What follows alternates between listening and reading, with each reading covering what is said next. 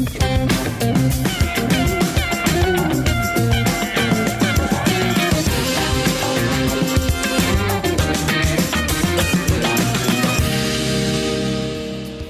back to Consider This. Melissa and Sharad here with you tonight. Here's what we want you to consider tonight. The BAFTA Awards happened early this morning, and actor Joaquin Phoenix won the Best Actor Award for Joker. And in his acceptance speech, he called out the systemic racism in the film industry. Here's part of his speech.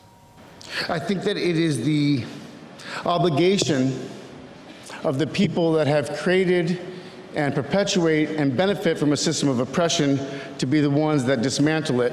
So that's on us. Thank you. So that was Joaquin Phoenix at the BAFTA Awards. If you notice from that clip, he walked away from the podium without actually accepting or taking his Best Actor Award with him, I think in a sign of protest that that not a single person of color was nominated in the BAFTA acting categories at all. Well, I'm sure there were some people clicking their fingers, you know, kind of one of those woke gestures. I must say, this is really complex, right?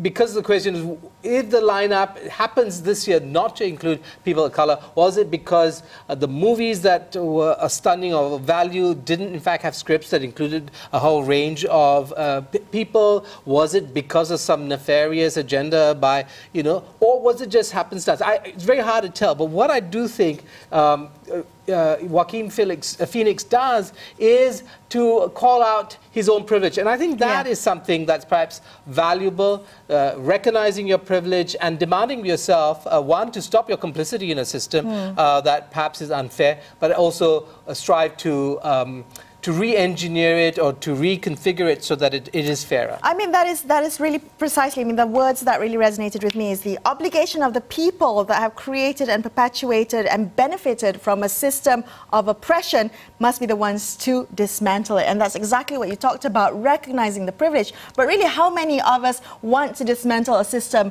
that benefits your privilege, right? Yeah, but also I think if we go back to Ricky Gervais, the comedian, and his, emceeing of another celebrity, driven event where Golden Globes, I think that was, where he actually calls out and warns the august crowd not to indulge in this woke type of speechifying because he feels that it's in some ways quite empty and hypocritical. Now, between what Ricky Gervais says and what something like what Joaquin Phoenix does, well, I think we all had to find our own ways in it. I mean, in terms of recognizing if there is truly a problem rather than constantly, waving flags. I think it's one of the things that happens. Or using that podium as a soapbox. All right. Well, that's what we want you to consider tonight, and that's all the time we have for this episode of Consider This. We'll be back with you same time tomorrow. I'm Melissa Idris, with me Sharad Kutan, signing off. Thank you for watching, and good night.